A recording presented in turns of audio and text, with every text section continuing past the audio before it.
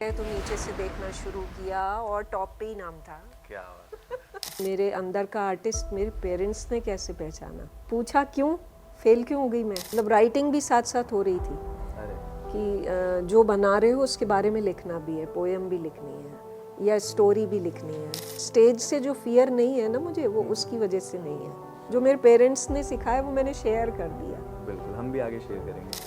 हमारे पास मटेरियल्स नहीं है, ये नहीं है, वो अरे नहीं हर है, जगह एक्सक्यूजेज इतने होते हैं, लेकिन जहाँ आर्ट होती है वहाँ पे ये ऐसे क्रिएशंस होते हैं। नहीं, हमने तो कलर्स को खुद बनाया पत्थर घिस के। अच्छा, और ऑर्गेनिक। हमारे साथ जो लड़के थे वो गिलहरी की पूंछ ले आए हाँ। और हम नहीं ला सकते थे कि एकेडमिक रिकॉर्ड मेरा बाकी बच्चों से बहुत अच्छा था।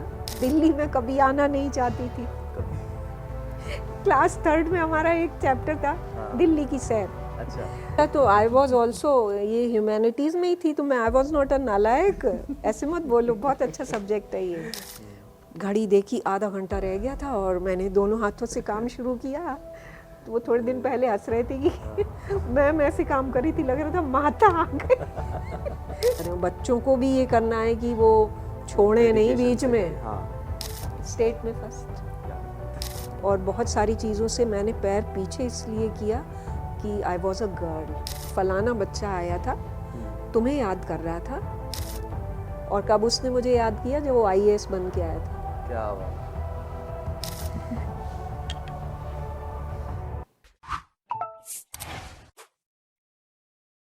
स्वागत है आपका द आर्टिस्ट पॉडकास्ट में, powered by Oval art studio. मैं आपका host Karan Veer, pass out from college of art Delhi.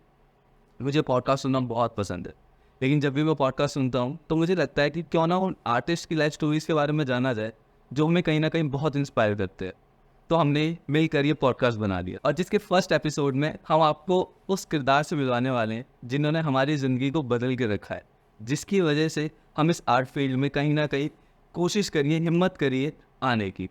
तो उनको याद करते हुए मेरे जहन में एक शेर आ रहा है कि जिनके किरदार से आती है सदाकत की महक, उनके तदरीस से पत्थर भी पिघल सकते हैं। उन्होंने सच में वेस्ट से वंडर बनाना सिखाया है। हमने जब उनके साथ काम करना सीखा तो ये सब कुछ हमने अपनी आंखों से देखा उनको करते हुए। वन मैन आर्मी की तरह सिंगल हैंडेडली वो सब कुछ मैनेज करती थी। जब भी स्कूल के फंक्शंस होते थे, इतना क्रिएटिवली, इतना एस्थेटिकली सब चीज़ों को बैलेंस करना, बनाना, वो सब कुछ।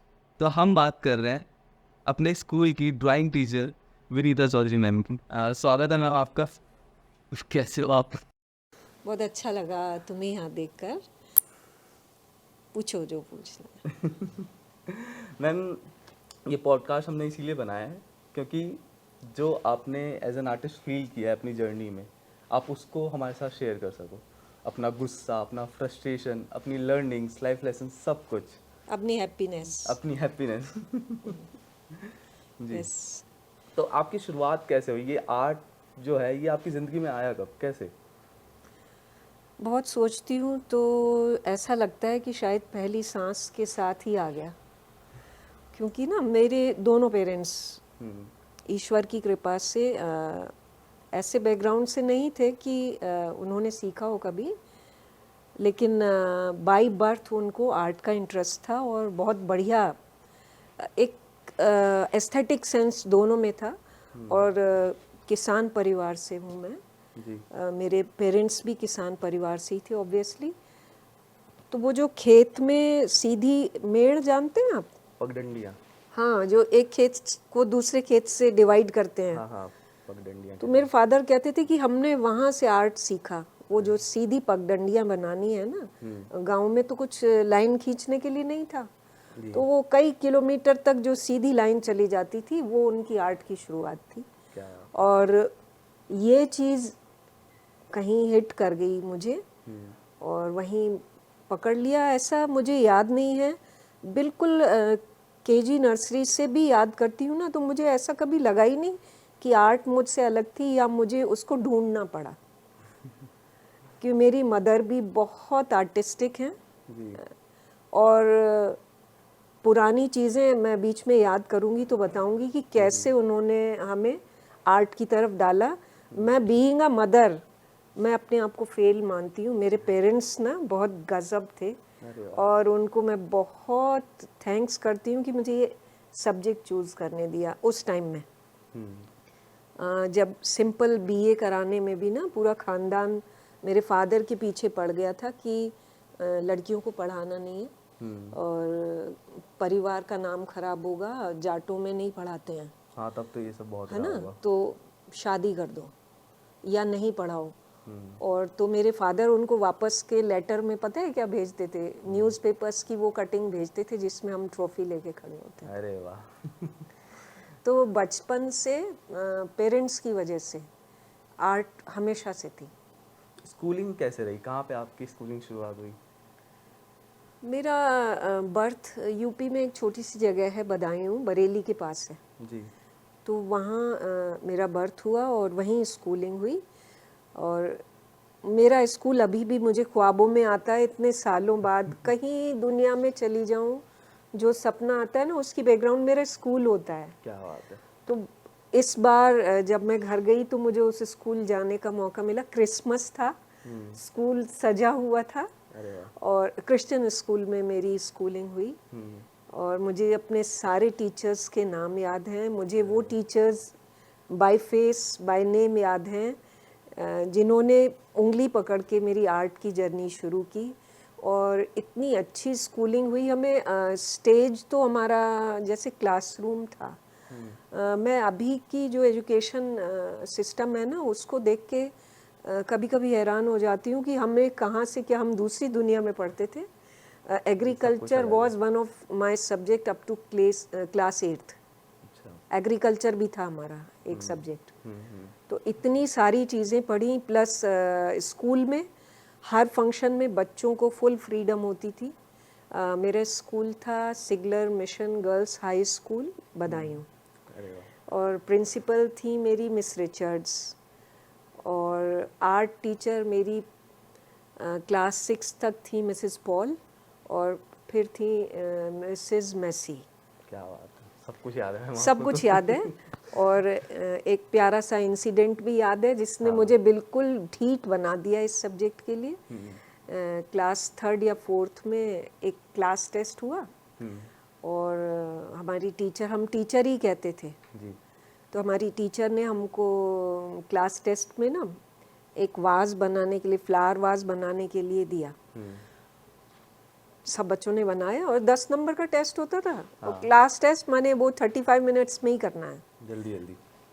छोटी छोटी अपनी आर्ट की कॉपीज होती थी, बना के ले गए और उन्होंने कट इतना बड़ा क्रॉस कर दिया और मुझे फेल कर दिया। आपकी शीट पे वो cross मुझे किया? यस, अरे। तो फेल कर दिया मुझे। पूछा क्यों फेल क्यों हो गई मैं, और तो तब उन्होंने तक कहा मतलब आपकी आर्ट ठीक थी, आप सही करते थे? आर्ट कैसी थी इस बात से अंदाजा होगा। उन्होंने कहा आप मम्मी से बनवा के लाए हो। अरे। मतलब शुरू से ही Yes, आपका काम हाँ। बहुत बेस्ट था। तो उस दिन थोड़ा सा जिद आ गई कि चलो अब तो मुझे प्रूव करना पड़ेगा कि मम्मी ने नहीं बनाया। हालांकि मम्मी की आर्ट भी बहुत अच्छी थी क्या? और उन्हीं की वजह से ये सब चल रहा था, क्योंकि छोटी छोटी चीज़ें ना हमारे टाइम पास के लिए ये सब नहीं था ना जो अभी है। हाँ, तो form हमारा और ये टाइम सब। पास कैसे होता था, सारे हमें टास्क दिए जाते थे कि ये सारी चीज़ें ड्रॉ करना सीखो। सिंबल प्लांट में नहीं, एक प्लांट है वो कैसे ग्रो कर रहा है उसका चेंज आपको, अच्छा। यस, ये ड्रॉ करना है। अभी के लिए तो ये एक्सरसाइज है, कॉलेज के अंदर हम ये बनाते थे सब। बचपन से करते थे। क्या बात है। तो कभी सीखने का मौका नहीं मिला। ये रिग्रेट है कि कोई ऐसा, जैसे आप लोग सीखे हैं ना कॉलेज ऑफ आर्ट्स में बड़े बड़े आर्टिस्ट से, ऐसे कभी नहीं मौका मिला। बट मेरे पेरेंट्स ही मेरे सबसे बड़े गुरु रहे। क्या बात है। और तो मैंने बताया जैसे फिर हमें गर्मी की हमारी छुट्टियों में न्यूज़पेपर पे हमें लाइंस बनाना, पूरा यहाँ से वहाँ तक स्केल के बिना आर्ट करना, ये सब घर मम्मी में, पापा ने सिखाया? यस यस, क्या बात है। इरेजर के बिना करना। तो वो घर में ही काफ़ी चलता रहता था। और लिखना प्लस ये करना, मतलब राइटिंग भी साथ साथ हो रही थी अरे। कि जो बना रहे हो उसके बारे में लिखना भी है, पोएम भी लिखनी है या स्टोरी भी लिखनी है। तो मैंने कहा ना कि ऐसे पेरेंट्स दुनिया में कोई नहीं होते हैं जितने अच्छे मुझे पेरेंट्स मिले और हर जन्म में मिले। बिल्कुल तो स्कूलिंग बहुत अच्छी रही मेरी। और मिसेस पॉल ने मुझे आईना दिखा दिया अरे कि फेल हो सकते हो, तो इतना ज़्यादा बढ़िया मत अच्छा भी बनाओ। मत करो। फिर मिसेस मसी ने क्लास 8 तक पढ़ाया। उसके बाद तो बाय नेम सब टीचर्स स्कूल में जानते थे। और फिर कभी किसी ने नहीं कहा कि बनवा के लाई है या क्या। आगे भी मैं बताऊंगी कि कैसे मुझे सीनियर्स को सिखाने के लिए भेजा जाता था।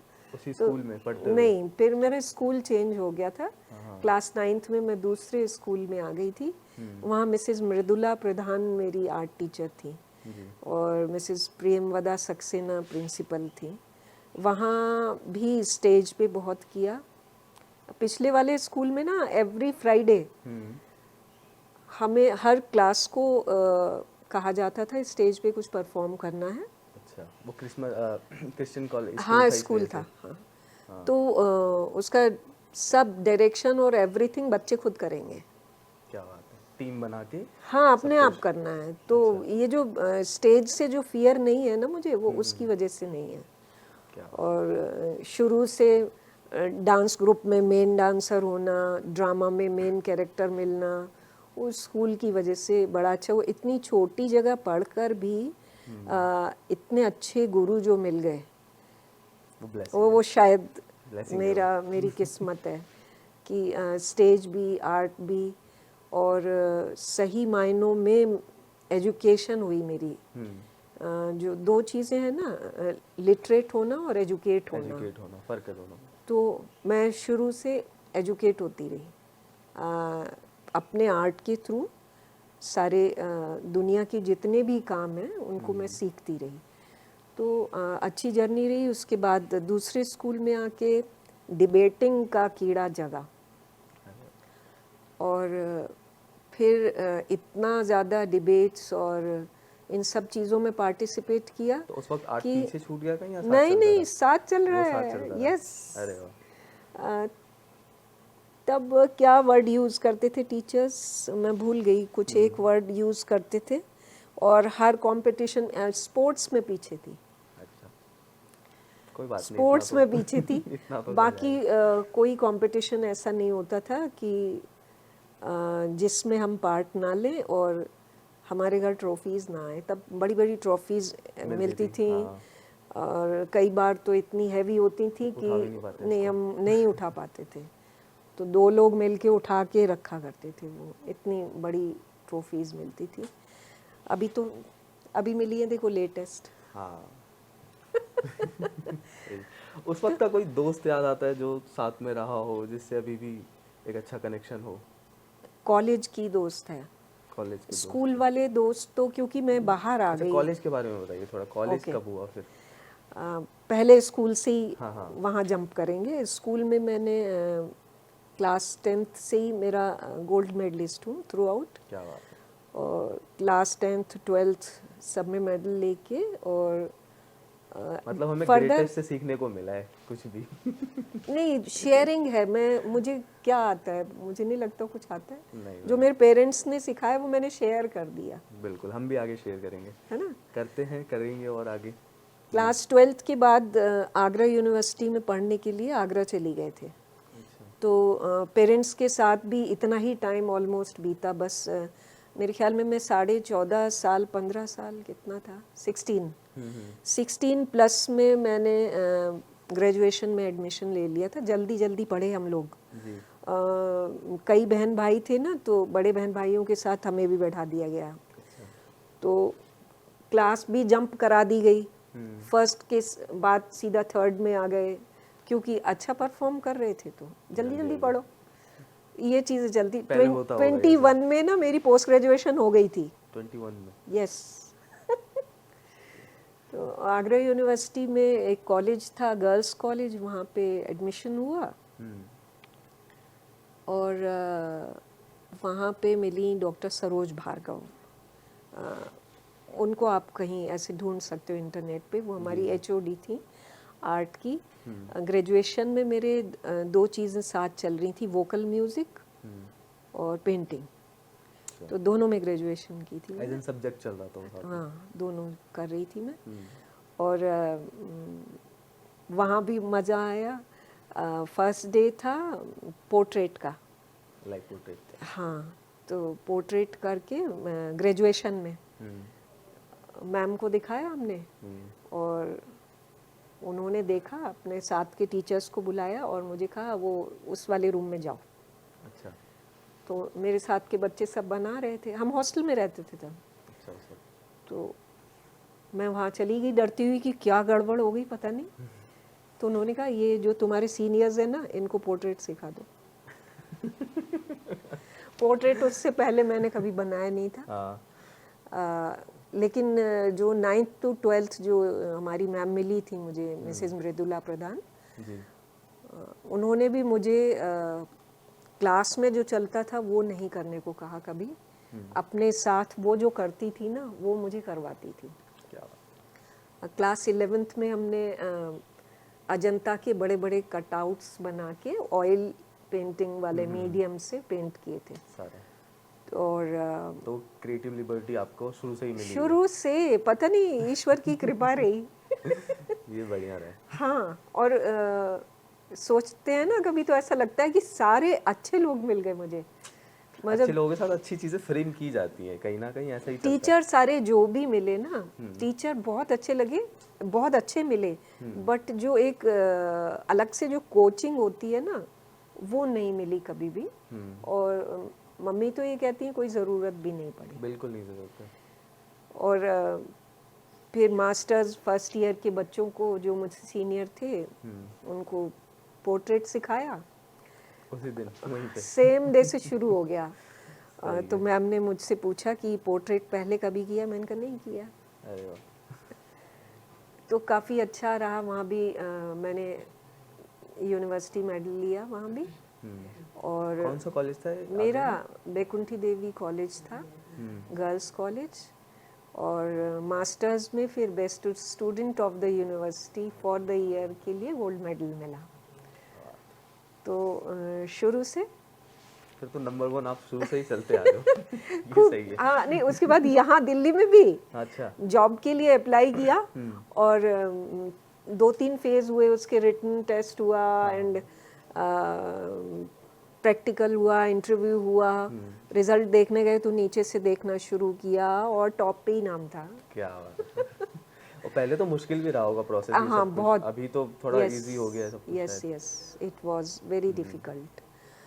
तो कॉलेज में भी अच्छा रहा। उसके बाद मैंने बनस्थली से फ्रेस्को पेंटिंग का कोर्स किया था। अच्छा। वेट प्लास्टर टेक्निक है ना, जो अजंता टेक्निक है। जी।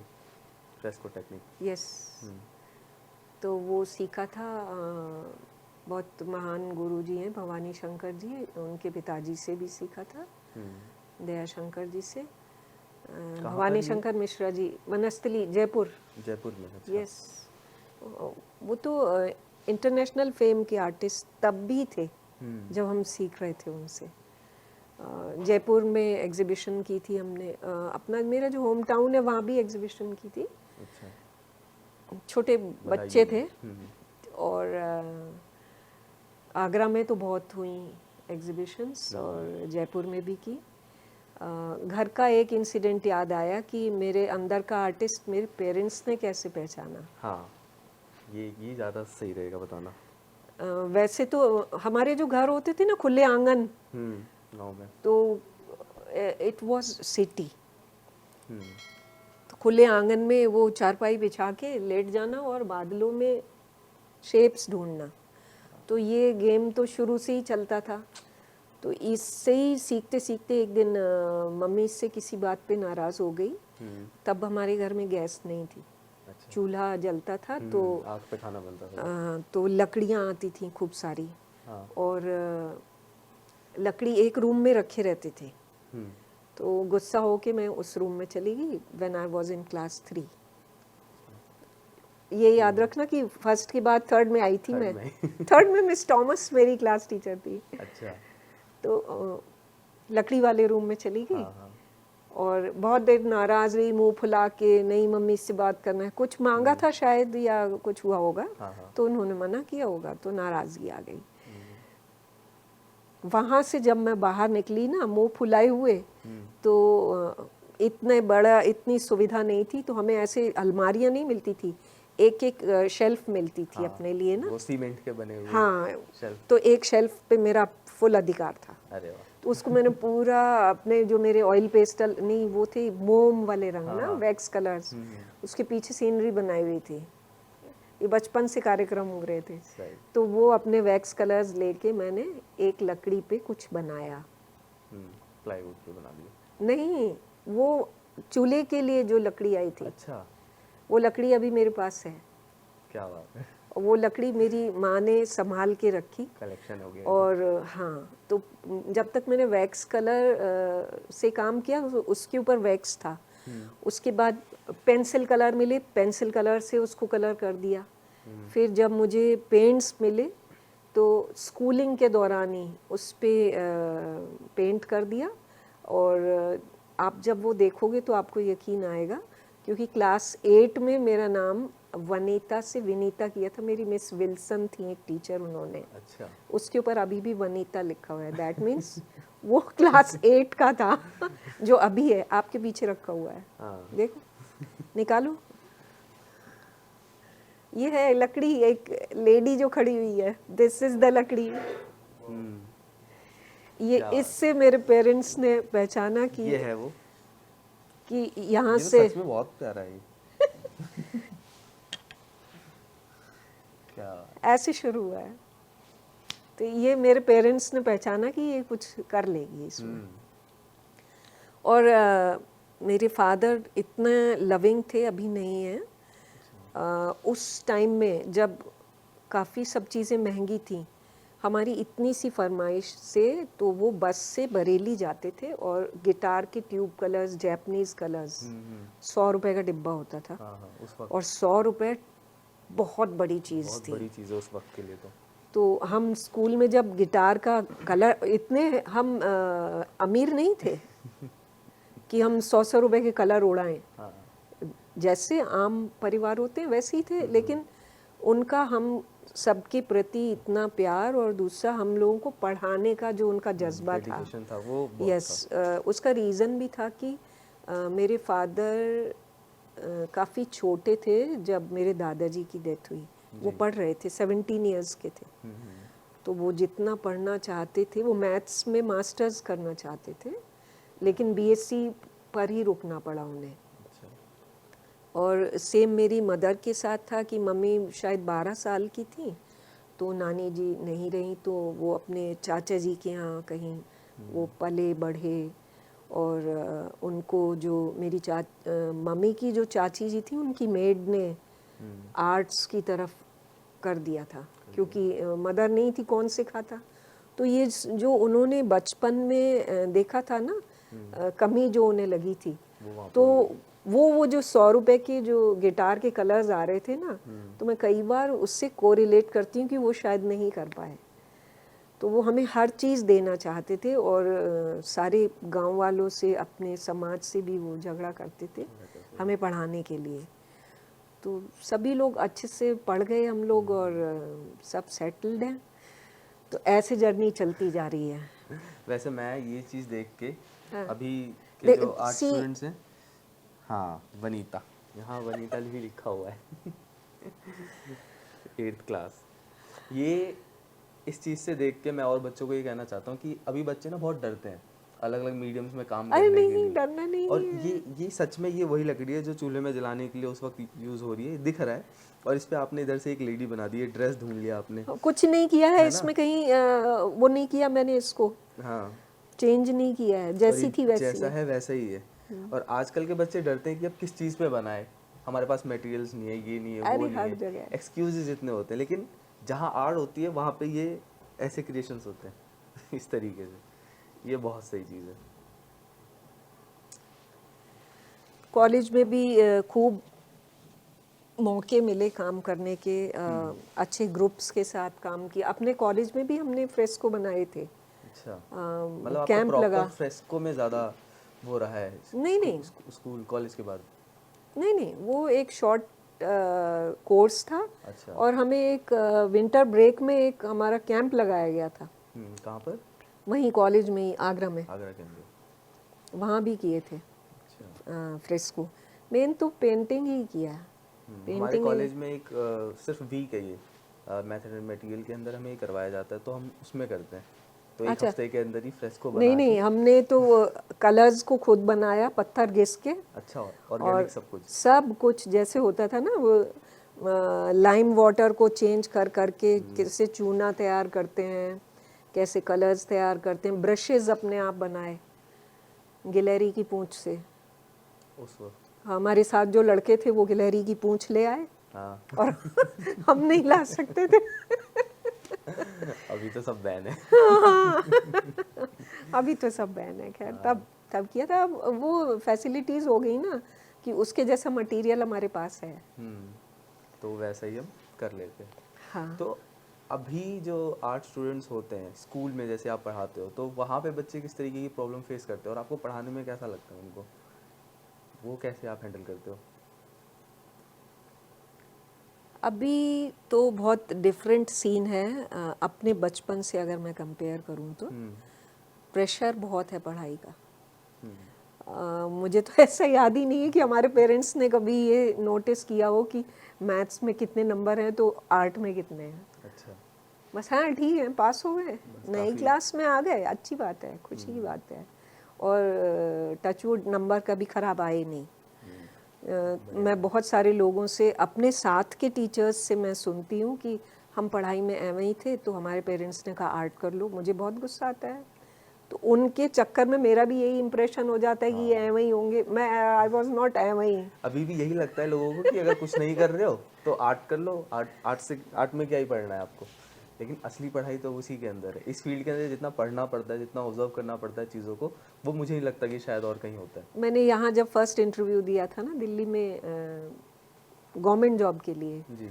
तो जो पैनल बैठा हुआ था उन्होंने मुझे कहा था कि आपका जो एकेडमिक रिकॉर्ड है उसको देख के हम सजेस्ट करेंगे कि यू डोंट जॉइन हेयर। अच्छा।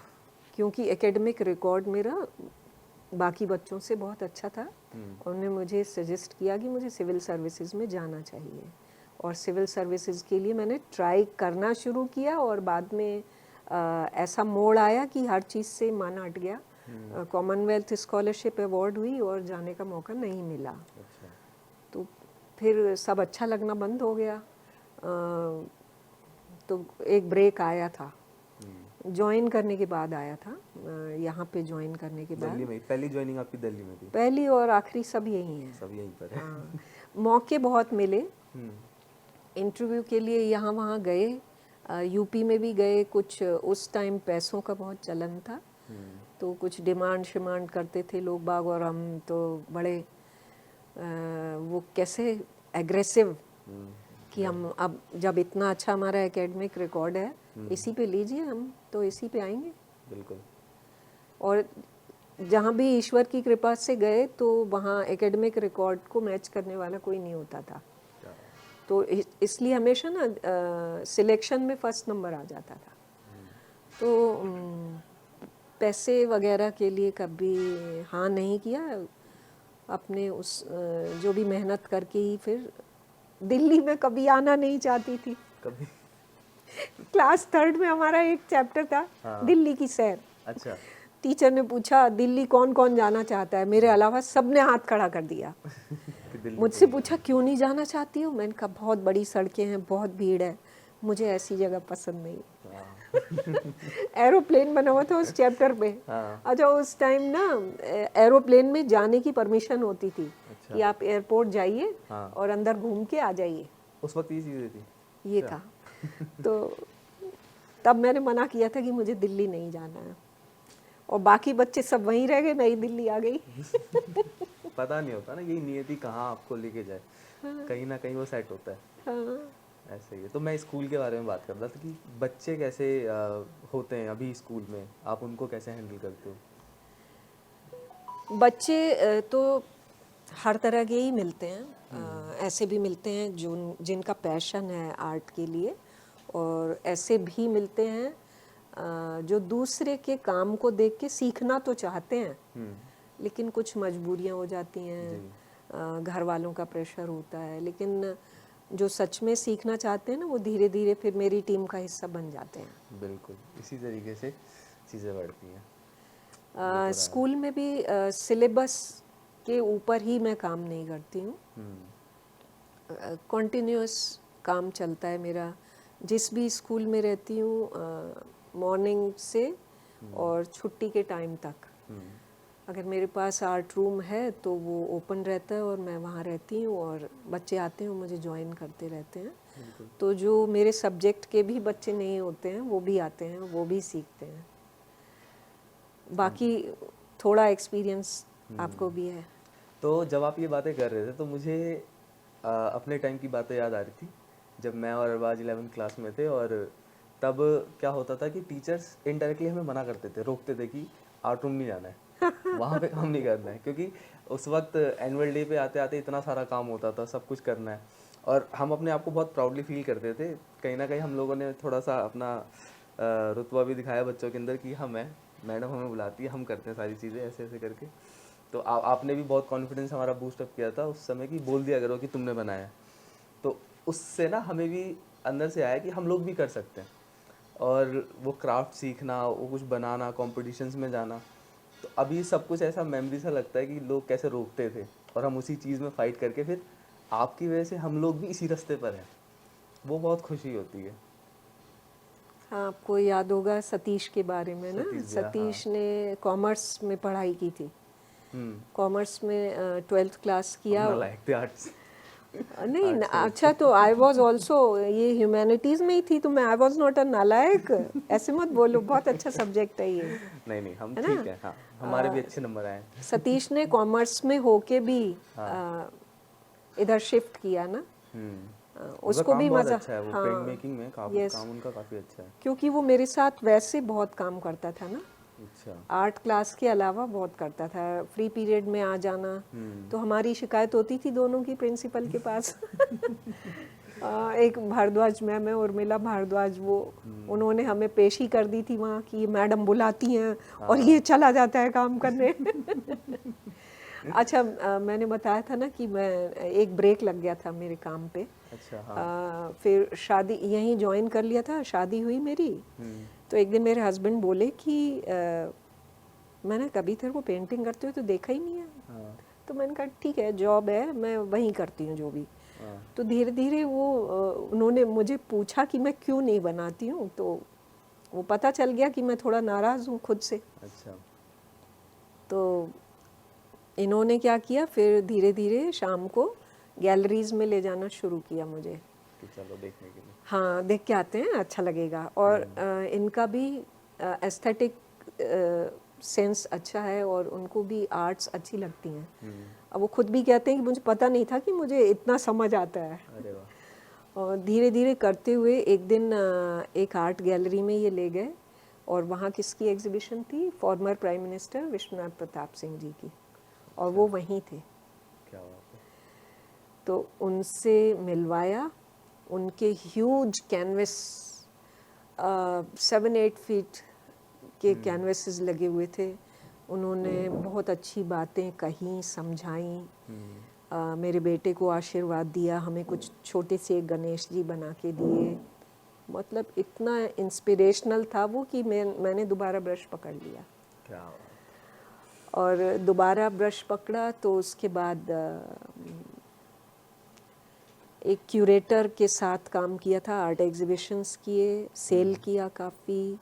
और कहाँ पर फिर ये दिल्ली में? दिल्ली में था हार्ट एंड सोल करके एक आर्ट गैलरी थी, और भी अभी तो मैं रिकॉल नहीं कर पा रही हूँ। और उसके बाद जर्नी चल पड़ी ये, और करते रहे धीरे धीरे। थोड़ा स्कूल भी चेंज हो गया, द्वारका में आ गए, और चलता रहा ऐसे ही।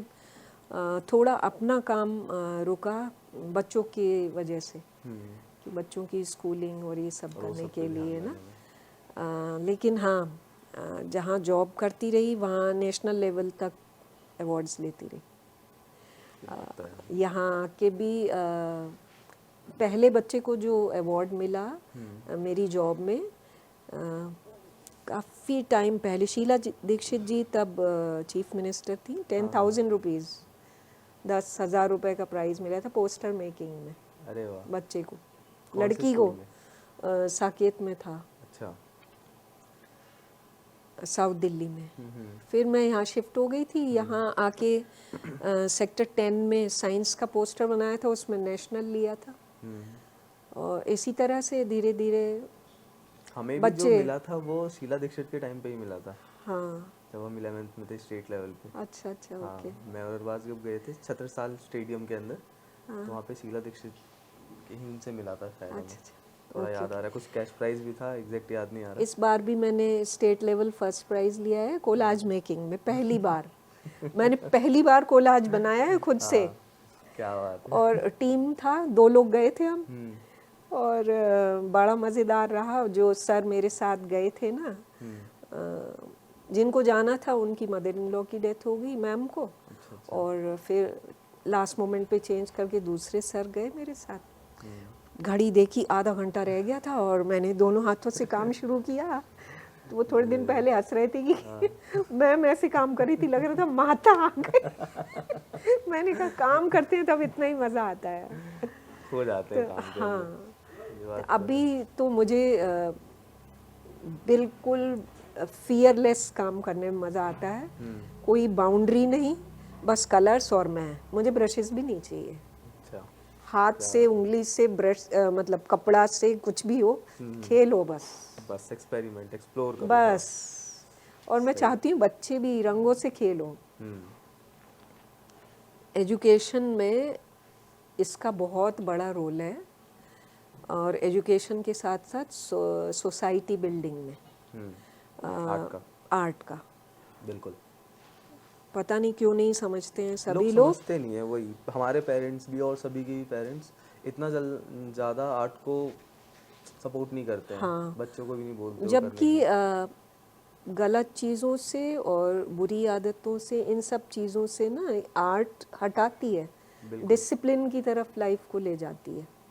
कोई भी आर्ट फॉर्म हो, विजुअल हो या परफॉर्मिंग हो, अगर आप बिल्कुल डेडिकेशन से काम करेंगे ना, तो ये नहीं हो सकता कि बच्चा गलत राह पे चले। उसको देख के 10 बच्चे और आ जाएंगे। बिल्कुल। तो मैंने थोड़ा सा पढ़ा, न्यू एजुकेशन पॉलिसी में आर्ट इंटीग्रेटेड है, education up to class 12th। लेकिन उसको इम्प्लीमेंट करने में भी टाइम लगेगा इन्हें। टीचर्स को खुद सीखना पड़ेगा पहले, और पेरेंट्स को एजुकेट होना पड़ेगा कि आर्ट इंटीग्रेशन का मतलब ये नहीं है कि बच्चा आपका और कुछ पढ़ेगा ही नहीं, सुंदरता के साथ पढ़ेगा, बिल्कुल डिसिप्लिन के साथ पढ़ेगा। आप खुद देखो कि अगर कोई बच्चा पेंटिंग करता है ना, तो सलीके से अपना सामान रखना सीख जाता है। यही चीज़ें बड़े होके उसका घर बन जाएंगे, उसका ऑफिस, उसका समाज बन जाएंगे। सही बात है ना। तो अगर आप एक आर्ट फॉर्म सीख रहे हो, इसका मतलब आप अपना नेशन सुंदर कर रहे हो, बच्चे को मन से सुंदर बना रहे हो, है ना। तो अंदर से अच्छा बनता है बच्चा अगर कोई भी आर्ट फॉर्म सीखता है। तो पेरेंट्स को भी सोचना चाहिए और टीचर्स को भी, कि आर्ट को प्रॉपर, पेंटिंग हो या स्टेज हो या वोकल हो या इंस्ट्रूमेंटल हो, बच्चा अगर कुछ कर रहा है तो इतना ज़रूर कहें कि यहाँ एजुकेशन मस्ट है। लोगों को लगता है कि इसमें करियर पढ़ना चाहिए, बाकी सब्जेक्ट्स भी पढ़ने चाहिए, बिल्कुल, लेकिन एज अ हॉबी भी अगर रखना है ना, तो आर्ट करते रहना चाहिए। मान लीजिए आप कहीं CEO हैं, लेकिन आप एक आर्ट फॉर्म रखिए। कलाम साहब याद है ना, विचित्र वीणा बजाते थे, है ना। तो ऐसा एक आर्ट फॉर्म से जुड़ा रहना चाहिए। और अगर आर्टिस्ट हैं तो उससे बेटर कुछ नहीं। हाँ, कुछ लोग आर्ट के नाम पे कुछ गड़बड़ भी करते हैं, उन चीज़ों से बचना चाहिए। बिल्कुल, है ना। मैं ये पूछने वाला था आपसे कि अभी जो पेरेंट्स हैं ना, वो सपोर्ट नहीं करते क्योंकि इसके अंदर करियर नहीं है। वो एक करियर पर्सपेक्टिव से नहीं देखते आर्ट को। इस वजह से भी जो मेरे दोस्त भी रहे, उनकी फैमिलीज भी सपोर्ट नहीं करते हैं। और काफ़ी बच्चों की कंप्लेंट्स यही आती है कि पापा सपोर्ट नहीं कर रहे, मम्मी मना कर रही हैं। तो मैं साइंस लेके, कॉमर्स लेके, क्योंकि 10th के बाद ये उनको डिसाइड करना होता है, तो वो उस तरफ ना आगे बढ़ जाते हैं। हालांकि वो BA करके भी, BCA करके, ये सब भी उनको आगे फिर वो जॉब करना है, उसी के लिए लिमिटेड हो जाएंगे, लेकिन आर्ट नहीं करने देंगे। हाँ, उसका ये हो जाता एक रीज़न तो ये है बेटा कि समाज ही एजुकेटेड नहीं है इस चीज़ के लिए कि इसमें करियर है, और करियर के आगे भी ना एक मानसिक शांति भी है। बिल्कुल। अभी मैं खुद ही अपने आप पे देखती हूँ ना, सारे टीचर्स ऐसे झुके होते हैं और पेन चल रहा होता है उनका, और हम मज़े से ब्रश लेते हैं, ऐसे करते हैं, बच्चे हमारे चारों तरफ होते हैं, हमसे अच्छा बना लाते हैं। बिल्कुल। बच्चे बहुत सारे ऐसे ही आते हैं कहने के लिए कि मुझे ये लेना है, लेकिन पेरेंट्स कह रहे हैं साइंस पढ़ो। एक बच्चे ने तो मुझे ये कहा कि पापा ये कह रहे थे कि जो साइंस नहीं पढ़ पाते हैं ना, उनको अकल कम होती है। तो मुझे बहुत हैरानी हुई सुन के कि अकल कम होती। हाँ, तो मैंने कहा हमने तो खुद चूज़ किया था, हमें तो सारे सब्जेक्ट्स मिल रहे थे, कहाँ अकल की कमी है बताओ। पेरेंट्स को बुला के लाना, यही एग्ज़ाम हमने लिखा है जो सबने लिखा है, अकल की कमी कहाँ हुई। सही बात है। एग्ज़ाम तो क्लियर किया ना, और अच्छे नंबरों से किया। पेरेंट्स को एजुकेट करना ज़रूरी है। दूसरा, बच्चे किस लिए रह जाते हैं कि ये थोड़ा महंगा सब्जेक्ट है ना। आर्ट थोड़ा एक्सपेंसिव आ जाता है, मटेरियल्स इतने महंगे हो जाते हैं। हाँ, बाकी सिंपल अगर बीए या कुछ करना होता है तो बच्चे बहुत सस्ते में कर लेते हैं, आराम से कर लेते हैं। तो उसके लिए गवर्नमेंट को ये सब चीज़ें कुछ ऐसा प्रोवाइड करनी चाहिए ना, जो वास्तव में जो पढ़ना चाहते हैं बच्चे, वो सपोर्ट मिले उनको। और कुछ ऐसे एनजीओज़ हों जो बच्चों को आगे बढ़ने में मदद करें। बच्चों को भी ये करना है कि वो छोड़े नहीं बीच में। हाँ। अब आप लोग देखते हो ना, कितनी आपने खुद भी किया है, पेंटेड वॉल्स और ये सब सुंदर नहीं लगता क्या? सबको अच्छा लगता है। जो भी वहाँ से निकलता है वही देख के, एयरपोर्ट पे कितने अच्छे स्कल्पचर्स और सब कुछ लगा हुआ है। हर व्यक्ति वहाँ जाते ही खुश हो जाता है ना, कि हर सुंदर चीज़ सबको अट्रैक्ट करती है। बिल्कुल करती है। और अभी जैसे हम लोग देखते हैं कि बाहर बहुत ग्राफिटी का कल्चर है, वॉल पेंटिंग का कल्चर है, यहाँ पे अभी धीरे धीरे आ रहा है। जैसे गवर्नमेंट चीज़ों पे ये कहीं ना कहीं काम मिलता रहता है, तो ये कर रहे हैं, हम लोग भी देख रहे हैं। लेकिन इस चीज़ को अगर और बढ़ाया जाए, जैसे लोधी गार्डन में है पूरा बनाया हुआ, तो हमें आसपास की चीज़ें बहुत अच्छी लगेंगी। आर्ट कितना ज़्यादा चीज़ों को ब्यूटीफाई कर सकता है। हाँ, सब चीज़ें। तुम लोग हंसोगे सुन के कि मुझे आजकल क्या होता है, मैं बड़े पेड़ देखती हूँ ना, बरगद के पेड़ या पुराने बड़े ट्रंक के पेड़, मुझे लगता है ये खाली कैनवस है, मुझे बुला रहा है कुछ पेंट करो कुछ बनाओ इनको, है ना। तो वो मुझे एकदम ब्लैंक कैनवस लगता है। तो मेरा मन करता है बच्चे कहीं से आ जाएं, इसको कुछ ब्यूटीफाई कर दें। इतना खूबसूरत, इतनी बड़ी बड़ी ट्रंक्स के पेड़ हैं, तो वो वहाँ हम कुछ ब्यूटिफिकेशन कर सकते बिना नेचर को नुकसान किए, है ना। बिल्कुल। तो सभी बच्चे भी कर सकते हैं, अपने आसपास जो भी जगहें हो उनको, तो थोड़ा सा एजुकेट करने की ज़रूरत है इसको। बिल्कुल। कोई एक हैबिट एज एन आर्टिस्ट जो आपने अपना रखी है अभी तक, जिसे हम भी शायद फॉलो करें? पेशेंस तो है ही, पेशेंस तो रखना ही होता है। बिल्कुल। बाकी क्यूरियोसिटी चाहिए। और हैबिट के नाम पे क्या बताऊँ, मुझे फिट रहने का कीड़ा है कि योगा, सूर्य नमस्कार, ये तो मेरे हस्बैंड को भी ऐसा कभी ब्रेक नहीं मिला देखने में। इतना टाइम हो गया मेरी शादी को, वो कहते हैं कभी ब्रेक लिया है नहीं लिया नहीं लिया और प्लान्ड वे में चलना अच्छा लगता है। जो भी चीज़ें करनी है, चाहे वो अपने घर के काम हो या प्रोफेशनल हो या एज एन आर्टिस्ट हो, उनको पूरा नोट डाउन करके कैसे कैरी फॉरवर्ड, क्या करना है क्या नहीं करना है, ये मेरी आदत है, ये सीखना चाहिए बिल्कुल ये मैं अपने बच्चों से भी कहती हूँ कि प्लान करके चलो। हाँ, तो उसमें ना खुश रहते हैं, सही बात है। और टेंशन नहीं रहता है, काम जल्दी हो जाता है। जल्दी हो जाता है। तो अभी आप कौन से स्कूल में हो, कैसा चल रहा है अभी प्रेजेंट टाइम की अगर हम बात करें तो? ओके, मैं आपको पता है मैं प्रतिभा विकास विद्यालय में थी। अभी क्योंकि प्रतिभा विकास विद्यालय ख़त्म हो रहे हैं तो टीचर्स को सरप्लस किया जा रहा है वहाँ से। उसी के तहत मुझे सेक्टर 2 के स्कूल में भेजा गया है और मैंने सितंबर में ज्वाइन किया वहाँ पे। मेरे साथ वहाँ 2 और आर्ट टीचर हैं और पहली बार ऐसा हो रहा है कि हम 3 की वहाँ टोली है और मज़ा आ रहा है। खूब काम करने को मिल रहा है। अभी हमने एक एग्जीबिशन की थी स्कूल के अंदर। हाँ, स्कूल के अंदर एनुअल एग्जीबिशन हम करते ही थे हमेशा से, तो अभी की थी वो और ठीक चल रहा है। टीचर्स कंपटीशन में पार्ट लिया था, म्यूज़िक में 3rd पोजीशन आई, वोकल में, और कोलाज में फर्स्ट, स्टेट में फर्स्ट। क्या बात है। आप लिखते भी हो कुछ? यस। कुछ सुनाइए थोड़ा सा। ऐसे मुझे याद नहीं होगा बेटा। हाँ। अगर आप कह देते तो मैं पहले से निकाल के रखती। मैं ऐसी कुछ थोड़ा ढूंढ सकती हूँ कि 2 लाइन कुछ फ़ोटो कोई हो अच्छी, कोई हिट करती है तो मैं उस पे भी लिख लेती हूँ। जी। मेरी स्कूल में ट्रीज़ हैं बड़े बड़े ना, कला उत्सव एक अब पहले नहीं होता था, अब होने लगा है। आपके टाइम में रिक्वायरमेंट थी तब नहीं होता था। हमारे स्कूल से निकलने के बाद ना सब कुछ होने बहुत सारी चीज़ें हुई हैं।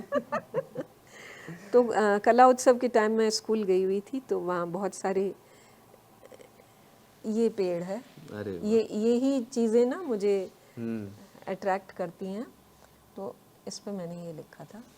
आप पढ़ के सुनाओ।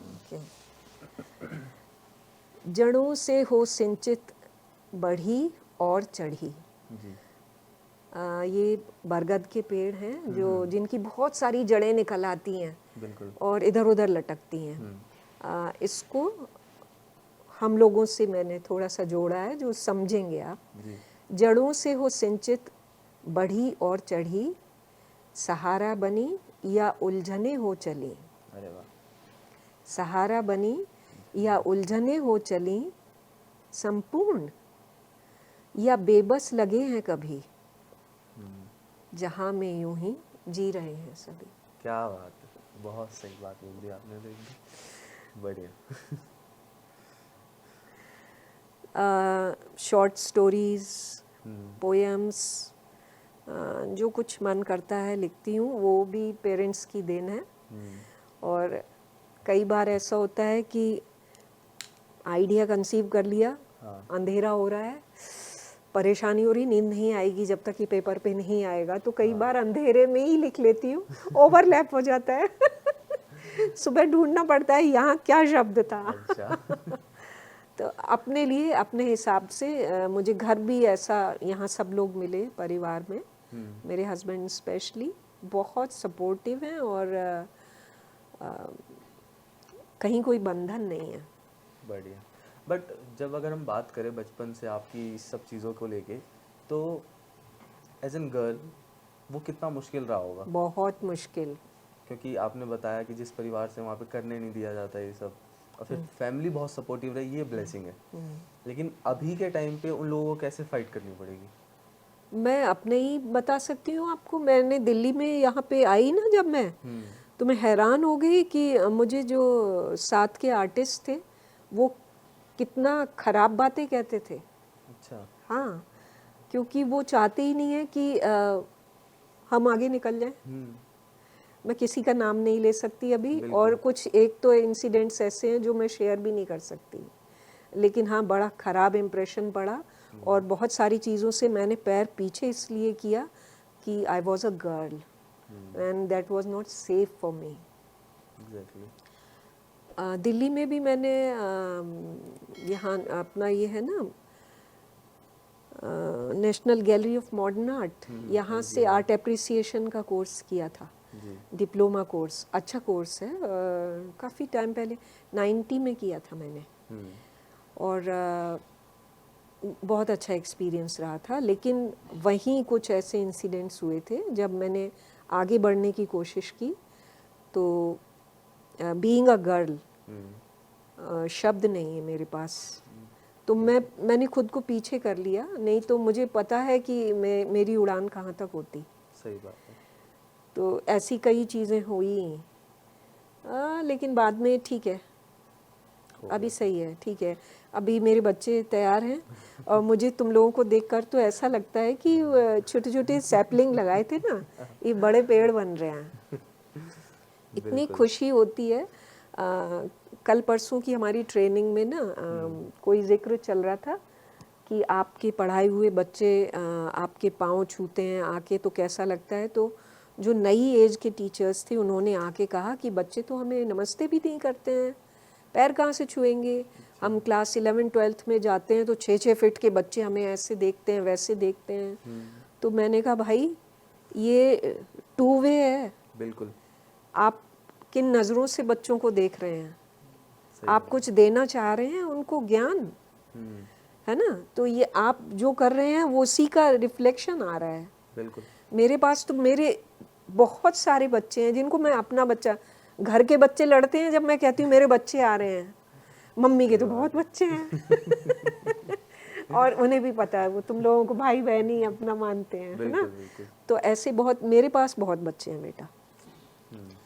सेक्टर 10 में मैंने काम किया था थोड़े दिन। मुझे काफ़ी साल बाद वहाँ से फ़ोन आया कि आज फलाना बच्चा आया था, तुम्हें याद कर रहा था। मैंने कहा उससे मेरी कैसे याद आ गई। तुमने उसे मोटिवेट किया था ना, गांधी जी बन रहे हो तो उनके जैसा अटायर करके जाना है। तब फैंसी ड्रेस होता था। हाँ लड़का मुंडवा के आ गया था बाल। अरे और कब उसने मुझे याद किया, जब वो IAS बन के आया था। क्या बात है तो सब्जेक्ट टीचर खाली आर्ट पढ़ाएगा ज़रूरी नहीं है। आप कहाँ बच्चे के इमोशंस को हिट कर दोगे पता नहीं है। और मुझे लगता है मेरी भी सारे जितने आर्ट टीचर्स रहे ना, उन्होंने मॉरल वैल्यूज़ ज़्यादा दिए।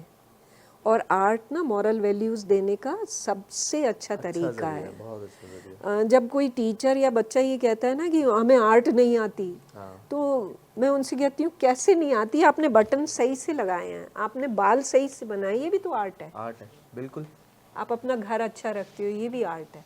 सब कुछ आर्ट है तो आर्ट सभी के अंदर है और उसको जागृत करने की ज़रूरत है। बिल्कुल ये बात तो बहुत अच्छी बोली मैम आपने मेरे पास उसकी वो हारमोनियम हारमोनियम है और अभी उसकी कॉस्ट शायद 10,000 है। अच्छा और मैं रेसिप्ट भी रखी हुई है और हारमोनियम तो मैं प्ले कर लेती हूँ, बट रेसिप्ट बहुत मेरे लिए कीमती है। क्या बात है और बस में लेके आए थे वो बरेली से ही, बरेली दादाजी। 45 मेरे फादर अच्छा 45 किलोमीटर्स अवे था हमारी जगह से। कलर्स भी वहीं से लाते थे। तो इतना प्यार करने वाले पेरेंट्स, गर्व है यस गुरूर है इस चीज़ का तो बहुत। हम तो कहते हैं कि किसको वो भारत रत्न देते हैं, हमारे पेरेंट्स को दो भाई। इतना समाज से लड़ के उन्होंने हमें सबको पढ़ाया है। मेरा ब्रदर अभी न्यूजीलैंड में डॉक्टर है। जी क्या बात तो सब ऐसे गर्व सभी की लोग बात है। अच्छे से सारे बहन भाई हैं। तो ख़त्म करते हैं एक सवाल के साथ कि आपकी लाइफ में आपका बिगेस्ट लाइफ लेसन क्या रहा है जिससे हमें बहुत कुछ सीखने को मिले समझने को मिले आपके बारे में as a human being and as a female, दोनों तरीके से ना जो मैंने सीखा, जी हर रोल में एक्सपर्ट नहीं हो सकते लेकिन ठीक ठीक हो सकते हैं, बिल्कुल है ना। इसका मतलब बैलेंस बना के चलना है। परफेक्ट होना ज़रूरी परफेक्ट होना ज़रूरी नहीं है, बिल्कुल बैलेंस बना के चलना है। और अपनी ज़िंदगी है, अपना कैनवस है, खुद कलर भरना है सही बात है ना। अपने सुख दुख हैं खुद ही निपटाने हैं। अगर नेगेटिव वे में लेंगे तो वो कभी भी सही नहीं हो सकते। तो शुरू से मेरा फंडा है कि काउंटिंग शुरू की है और कोई काम पूरा करना है तो ये नहीं सोचना है कि 9 रह गए, नहीं, इतने बच गए हैं, अच्छा इतना हो गया, ना हो गया हो जाएगा, जैसे ग्लास इतना खाली नहीं है ग्लास इतना भरा हुआ है हो जाएगा काम, फ्री हो जाएंगे, हो जाएगा सब काम। तो अपना कैनवस है, खुद कलर भरने हैं, अच्छे कलर भरने हैं, बिल्कुल अपने पंख हैं और खुद ही उड़ान भरनी है। सही बात है तो मैं चाहूँगी कि पेरेंट्स बच्चों को मोटिवेट करें और पेरेंट्स खुद भी एक हॉबी अपनी भी परस्यू करें बिल्कुल ताकि बच्चे उनको फॉलो करें। सही बात है और फ्रीडम बहुत ज़रूरी है लेकिन एक लिमिट तक। शरारते रहें, बदतमीजियाँ ना बने। बिल्कुल और बहुत सुंदर समाज हो, ब्यूटीफुल जिसे कहते हैं, अच्छे मन, सुंदर मन वाला, खाली ऊपरी नहीं, बिल्कुल। बच्चों के मन सुंदर हो जाए बस। और अपनी आर्ट तो उसमें जिंदाबाद। सही बात। Thank you so much. आज मेरे से ज़्यादा कोई खुश नहीं होगा, क्योंकि मैंने अपनी स्कूल की ड्राइंग टीचर से उनसे बात करी है, और हमेशा से मुझे रहा है स्कूल टाइम में कि मैं काश उनसे ज़्यादा और बात कर सकूं, लेकिन आज फाइनली वो मौका मिला, और एक अपनेपन के साथ इस चीज़ को अब ख़त्म करते हैं और इसको आगे लेके चलेंगे नेक्स्ट पॉडकास्ट में। तो हम मिलते हैं अगले पॉडकास्ट में आपसे। Thank you so much.